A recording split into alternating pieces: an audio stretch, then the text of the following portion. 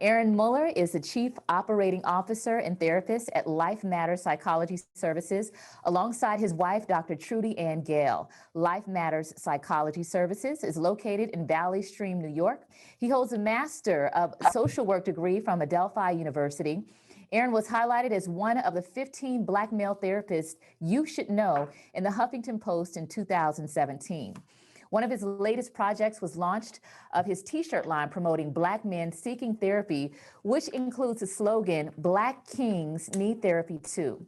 Arron's mission is to change the stigma associated with mental health in the African American community by providing information, educating, and providing low-cost services. Arron was recently featured on HBO as a co-host of What's Good, Bro?, a brotherhood mental health check-in. He has also been featured on News 12 in New York, Cosmopolitan Magazine, and New York radio station Hot 97. He can also be seen in VH1's Black Ink Crew, providing couples counseling and recognizing the importance of Black men going to therapy. Arron, thank you for joining us today.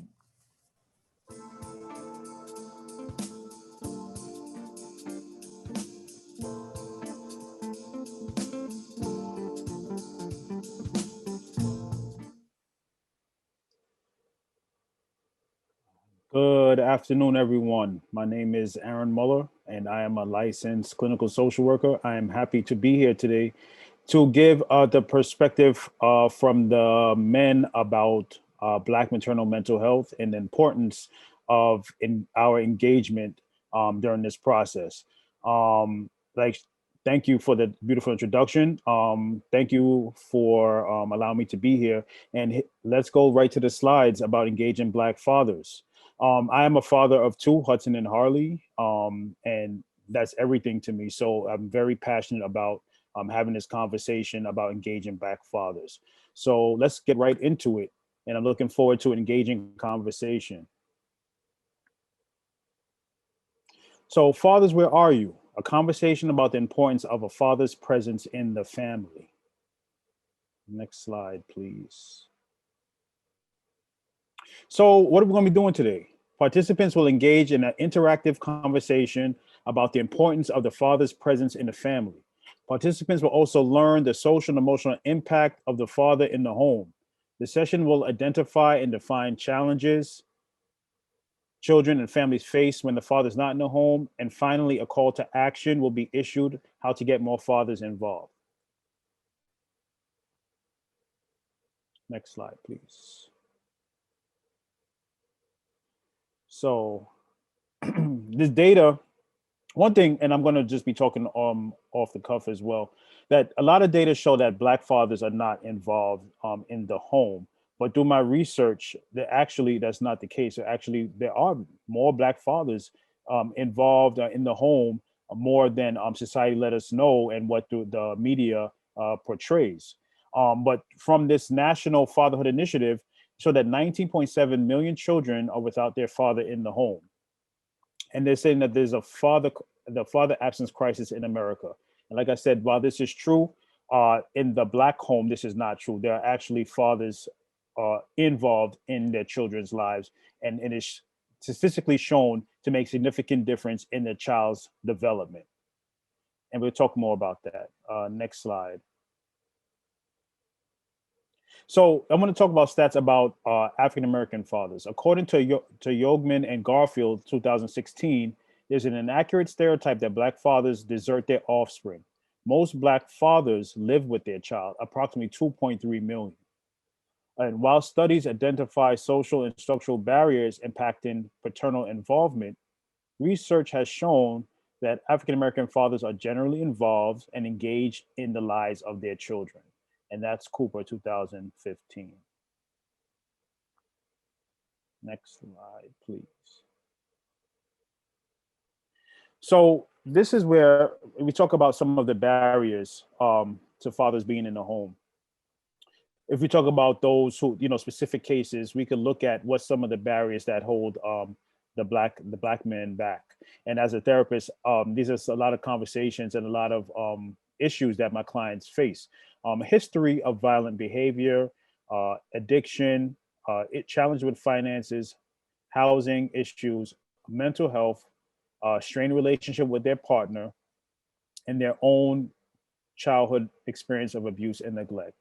And that's a huge piece. So when we're dealing with the systemic issues of racism or systemic issues of dealing with police brutality, and we're seeing that currently in this day, we see what some of the issues that the Black men face. And this is not to make an excuse, but to give the kind of the whole picture. And that's why I appreciate this summit in terms of what some of the Black men go through. And when I have these sessions with Black men specifically, we're talking about these conversations and about some of the issues that they face and the challenges of not even being available to not being aware. So the first thing is the awareness. The first thing is an awareness about their mental health or what they're going through. So how do we get Black men to recognize that, yes, incarceration is a barrier? How do we get Black men to recognize that they need to talk to someone and that therapy is available and helpful to them? And that is what's the first key in terms of connecting and that, well, the disconnect between moms and dads. And a lot of it I see is dealing with how we deal with our emotions. So how do we deal with that? One is having that trust, having a network, a support system of folks that we can talk to. Black men realizing that we need to get the help, and that attacking our loved ones is not the best way to do it, or smoking and drinking our problems away is not the most helpful way to deal with it. So when we could address the emotional barriers in our lives, then we can be more present in our children's lives and in our families' lives. And that's the biggest component in terms of getting Black men to go to therapy. And that's why I started Black Kings Need Therapy too, normalizing that conversation about getting help, normalizing that it's okay to have emotion, normalizing that it's okay to get the help and have conversations with and being able to co-parent with your partner, and being actively engaged in your child's life, and knowing the difference between just dropping off money or like how to engage. And a lot of them say they don't know because they never been taught. So really being vulnerable and wanting to learn, breaking down those emotional barriers and that emotional wall that they have up. So that's why it's important that men be able to articulate themselves so they be able to have a conversation with their partner or their children's mother to be able to have these conversations. And I've done a lot of co-parenting sessions as well, and just helping them to become more being able to have conversation with each other in regards to the child. But a lot of issues in a relationship kind of transcend into the co-parenting space, which can cause barriers as well. So it's really about having the ability to communicate in reference to the child, and that the betterment of the child is the ultimate focus. And a lot of times I'm usually spending a lot of sessions redirecting back to, what are we here for? Are we here for the betterment of the child? Are we here for so that we child have a well-rounded environment? But we have to break through some of the challenges that the men are going through on the individual basis. Next slide. Make it a little bit closer. So family functioning and the impact of fathers being in the home and or in their child's lives. So according to the Children's Bureau, and this is statistics, and I know everybody said, well, not in my house and things like that. So this is across the board. Of course, it changes from family to family. Fathers and infants can be equally as attached as mothers and infant. So during when the baby's first born, you want that skin to skin contact. They say it's important that the fathers do it as well. So I, for one, for both my children, I took off my shirt and did that skin to skin contact as well in the hospital room. And it was very, very important for me to be able to do that process as well. Father involvement is related to positive child health outcomes in infants, such as improved weight gain and preterm infants and improve breastfeeding rates. So it's interesting how the father's involvement is also impacts the child's digestive and internal needs. Next, father's involvement using authoritative parenting, loving and with clear boundaries and expectations leads to better emotional, academic, social, and behavioral outcomes for children. So it got a little blurry there. So a lot of parenting sessions that I do involve a lot of developing boundaries and expectations, and that comes through conversation, and setting the parameters of in the child's life. But it also comes from the boundaries that the parents set. So a lot of our things come from a lot of the children experience come from behaviors that they see and witness. So what are you exposing, and both parents, mom and dad, what are you exposing your child to in these co-parenting experiences?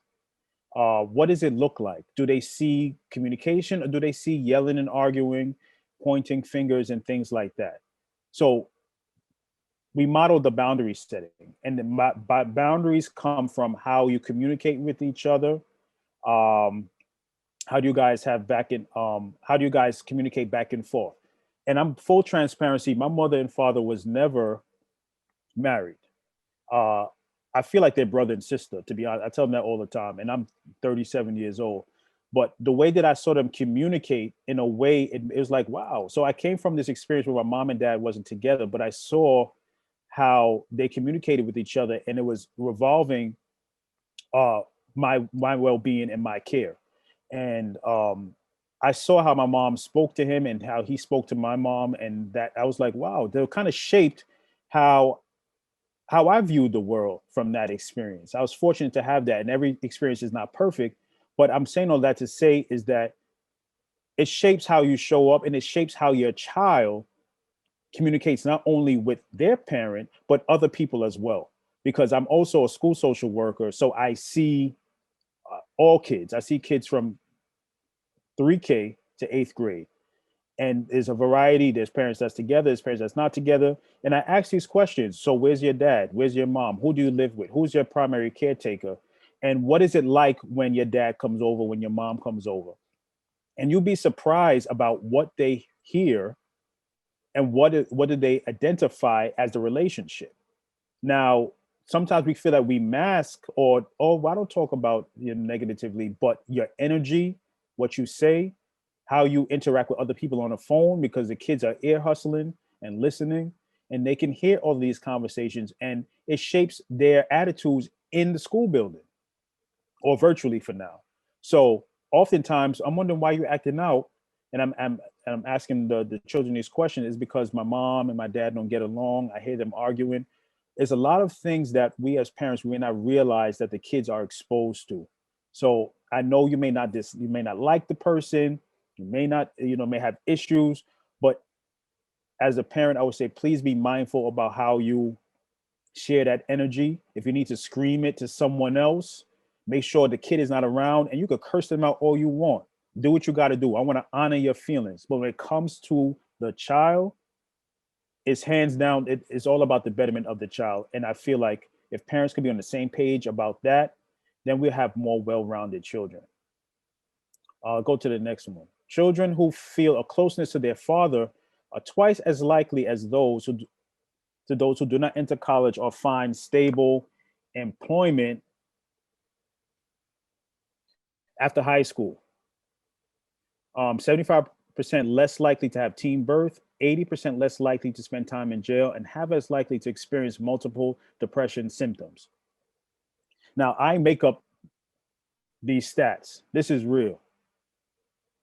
As much as we learn in school that the mom is just as important, the dad is just as vital in child's development.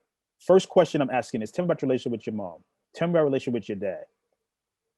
It is pivotal to the development of the child. As you can see from the stats, is alarming about if there's a connectedness and a closeness, they're 80% less likely to spend time in jail and to experience multiple depression symptoms. So what is it? What is it about the father's connection that it holds such is so related to their depression symptoms? And I see you guys all in the chat chopping it up. I can't wait to the question and answer period, because that I really don't like preaching. I like to have engaging conversations. So this is new for me. I like to go back and forth, but we'll get there in a minute. Fathers occupy a critical role in the child's development. So that goes back to what I already said.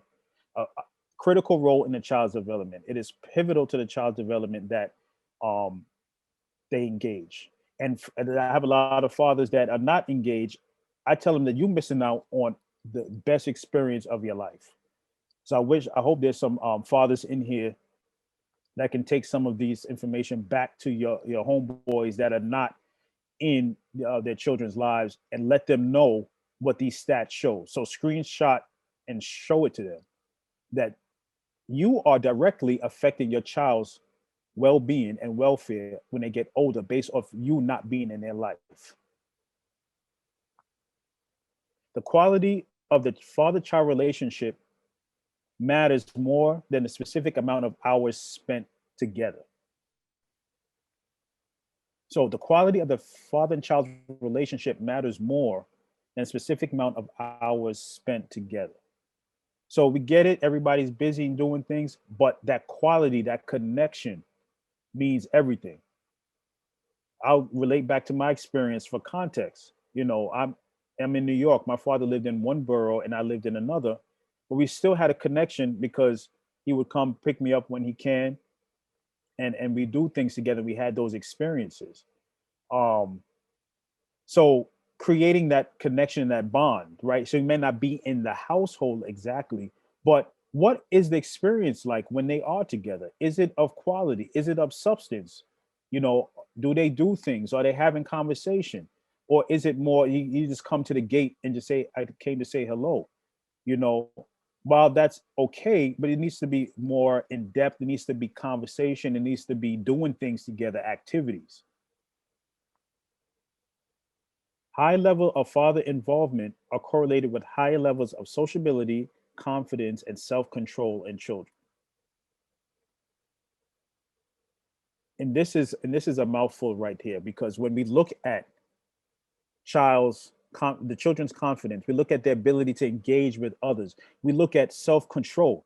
Those are number one questions that, especially my young Black men, when I'm doing counseling with them, tell me about dad. Is dad in the household? You're wondering why when dad's not in the household, it's directly related to behavioral problems. We talk about self-control. That's it right there. Self-control in children. So being able to sit still, being able to regulate their emotions, being able to engage in the school setting, that's sociability, confidence, right? So that lack of confidence that's not there in our young girls,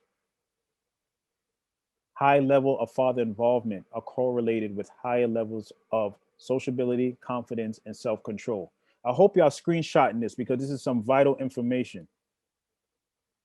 Children with actively involved fathers are 43% more likely to earn A's in school and 33% less likely to repeat a grade than those without engaged dads.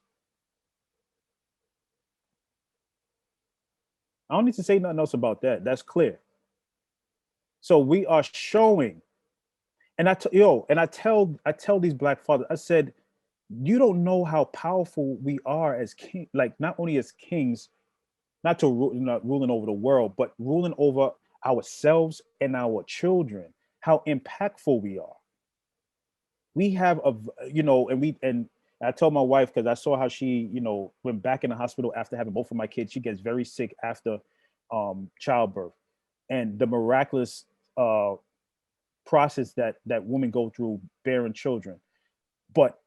And we have an important role as dads as well. It is one without the other. There's a Jamaican saying that one hand can't clap. So that you need two hands. So it's important that we communicate and we co-parent and work together to build well-rounded Black children. And that's my emphasis, the Black family, the wellness of the Black family.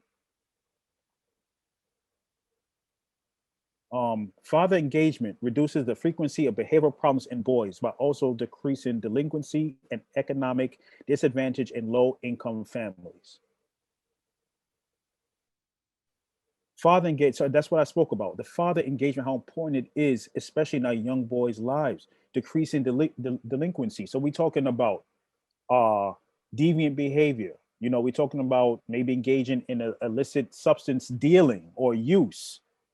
All of these things are so important, and it's directly related to the child, the father being in the child's life. And the last one, father engagement reduces psychological problems. I can't see the last one. Let me move my thing. If you make it back small again, I can see the last one.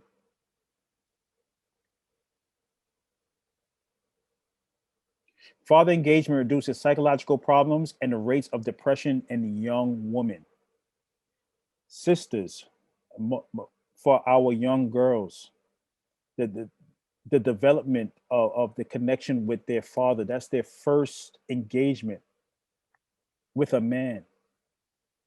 And it kind of dictates, in most cases, how they engage with their partners, with their future husbands, with their future boyfriends, that relationship, dad modeling how um, a woman should be treated. So, and we talk about psychological problems and rates of depression. Most of our young girls are feeling depressed because they feel that disconnect from their dad, that abandonment. We hear the phrase "daddy issues" a lot with and we kind of coin it with women. But I say it's not just women with daddy issues. There's a lot of men with daddy issues too, and that's the reason why this platform and that this summit is so important, because the men with the daddy issues are showing up, right? In terms of not knowing how to engage, not being able to emote and express themselves. So that's why it's so important that we have these connections with our children. As you can see, it's making such an impact, such an impact. Next slide. So here's some strategies that can work to kind of help father and child build that relationship. And trust me, I know there's a lot of dynamics, a lot of things that get involved, and I get it. Things that get in the way. But in a perfect world, these are some ways to kind of help build that connection, bridge that gap between in the families. Speak positively to and about their mother. This is especially important in situations where the relationship is severed through divorce or separation, which is huge. And like I said, a lot of adult issues show up in a relationship, and that affects the dynamic with the child. And I see that a lot, you know, where we forget that what's the bigger picture here? I know everybody's been hurt, everybody's feels that they've been betrayed or you know, relationship is severed, but we have humans here that's being affected by our decisions. Create a vision for father engagement. 20 years from now, what do you hope your children say about you as a father? What do you hope they don't say? So for these are important questions for dads that are in the room, and for moms that you can encourage them to ask, you know, have them think about.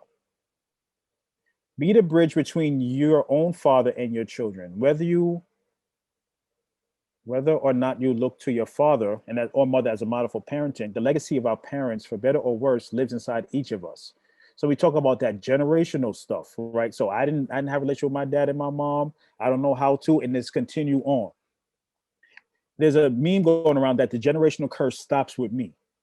And that's where that awareness comes in, that we have to break that. So if your mom and dad didn't get along and you grew up in that dynamic, the buck got to stop someplace. Like I don't want to continue that for my child no more, because you already seen the stats on when the child's father is not involved, what can happen. Establish a ritual time with dad. This is about being intentional. One way to spend positive time with your child regularly is to create a ritual dad time. This is not meant to be replace more frequent rituals like taking your child to school or reading with them, but get together as a father and child at least once a month, minimally for at least 1 or 2 hours with one child at a time, and creating that one-on-one connection. Know your children. Every child craves the interest, attention, and presence of their primary caregiver. That's absolutely that naturally we want that connection. We crave that connection. And when there's an absence of it, it shows up in adulthood. In my therapy training as a therapist, we learn when children successfully pass stages in life. And in adulthood, we see when you didn't successfully pass that because you didn't get that nurturing from your primary caregiver. They need to know who they are as unique individuals, not as vessels for our own grand plans or unrealized dreams. That's a word right there. Can I see the last one? Be known by your children. Let them know more about you. So having those conversations about them, whether it be through your childhood, let them know how how you grew up, and age appropriate, of course. So anything traumatic, you want to wait till they're older, but let them to know in terms of what you would like for them, what you experienced growing up, and how would you want things different. Storytelling is a great way to strengthen your bond through that process. Let's go.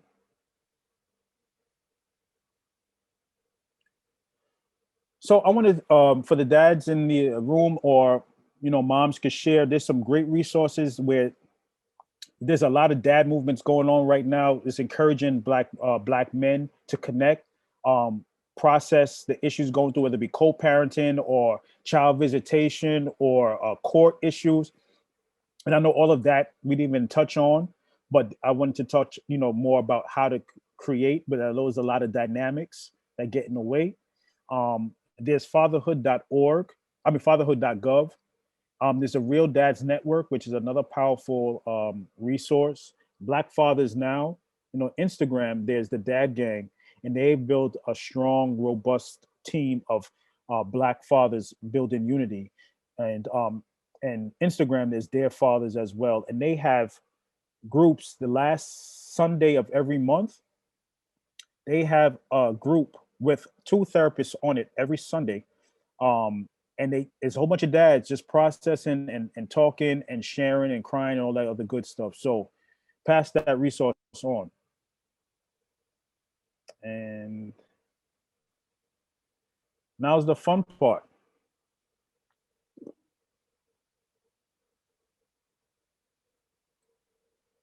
Any further questions? I'm the Black therapist, the Black_therapist on Instagram. I have my email there.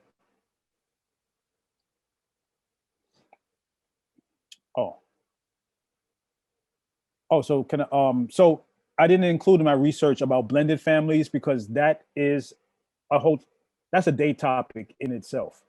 In terms of dealing with blended families, and blended families have their own dynamic. And one thing is really important is about building trust and building building a foundation through family, kind of having like a family meeting and talk about expectations and talk about what everybody would like out of the relationship. So with fathers and blended families is about coming in, and the dynamic is the original father there, the birth father there as well. That's another dynamic. That's why I said there's so many different dynamics. Is birth father available? Is birth father around? How does birth father feel about mom being in a new relationship? So it's so many dynamics, but it boils down to how are the adults modeling the relationship? How are the adults communicating? How the adults are expressing themselves in terms of the betterment of the child.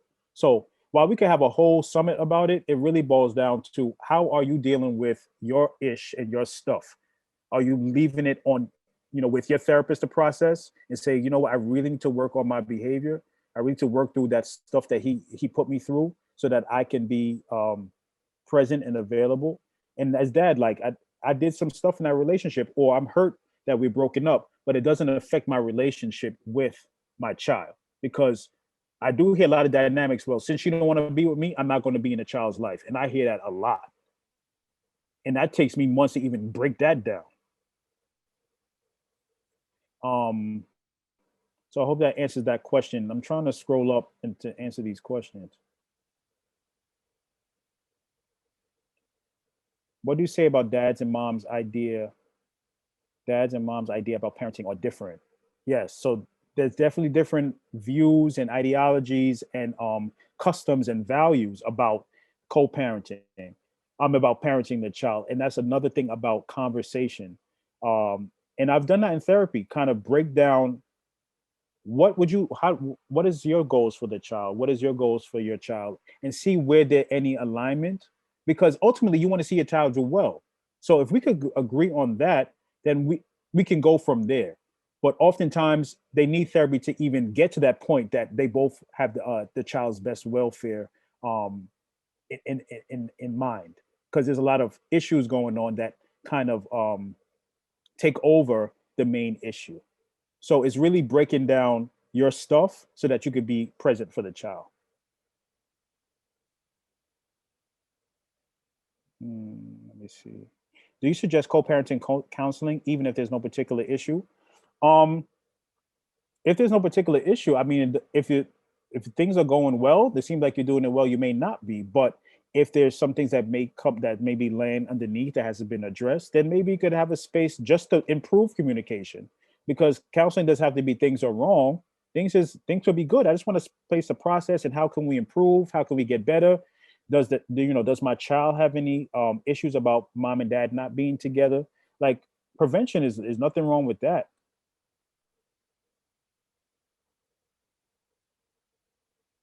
Is there a difference between involved in the home versus married to the mother and lives in the home with the mother?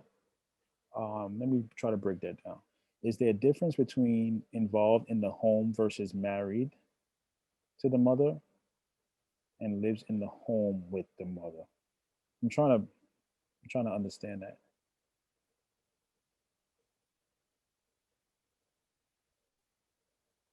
If you could break that down, the question to me again.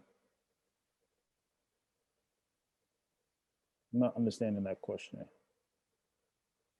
Okay, here goes one. How do you get a father to really listen to a child and make time for the child when the child's constantly asking to spend time with the father? Wow, and that's a tough one, because he really has to want to be involved. I guess my question would be, do you know of any barriers of why he can't be in the child's life? Is anything that he's going through? What is holding him back? Especially when not listening to his child and the child is asking for it. Like, what has him so occupied? Is it because you guys are not together? Is it because he doesn't know how to be a parent? Was there a time when he was involved? Has things changed? I really would like to know more background, and maybe, you don't have to respond back, but kind of think about where is it coming from? Is it his own stuff? Because I do see that a lot where the child is asking, mom is engaged, mom doesn't show no attitude. He's just completely just not involved at all. And I see that a lot as well. And those are those unfortunate cases where he have to learn. And it's going to be sad because that same child, that's the one that you're going to need later on in life. And I see that a lot as well. But it's really sad where there's no barriers. Mom is trying her best. She really could while out on you, and she doesn't. And you still can't show up and do what you're supposed to do. So those are those tough cases where I really have to say, what's going on with you as the dad? Like what has you in such a stronghold that you can't be in your child's life? You said, I thought they were asking, is there a difference in the couple being separated but co-parenting together versus the couple being married and living together? Okay, now I understand. So let's break down the couple being married and living together. Now, you could be married and living together and still be disconnected as a father. So is about still being present and engaged, because there's a lot of dads that's there, but he's off in the back, he's in his man cave. When he come home, he had to take off his clothes, and there's no involvement, there's no part, taking, ownership in terms of his part. Same rules apply in terms of engagement and understanding the importance of your involvement, not just being in the present. When I say present in terms of those stats, is present and actively engaged. So there's that, dads dropping their kids to school and doing those things with them. So it's really important, even if you're in the household, that you don't think, okay, I'm good because I'm here. No, what part are you playing? Are you engaging in that child rearing process? Because it's important to provide the social support, the emotional part. How do you be there for a child who doesn't have a strong father figure? So I want to add that in a lot of research that's been done about co-parenting with Black women, that the protective factor for the children in terms of success is the village. And as Black women, I see how you guys create a village with your sisters, your family, other, other family members, and that's a protective, whether it be church or other organizations, that's a protective factor as well in terms of a child development, that children, can fare well with outside and extended family in terms of that support. So even if that is not there, there can be that village to support that child as well. So I want to include that in there. And I'm about to wrap up, and I thank you for the opportunity. There's a book called The Black Girl's Guide to Co-Parenting by Azita Joel that want to encourage you to kind of check out and see if anything resonates with you. It's called The Black Girl's Guide to Co-Parenting by Azita Joel. And I thank you guys for the opportunity. Again, if you have any questions, I'm at the Black_therapist on Instagram.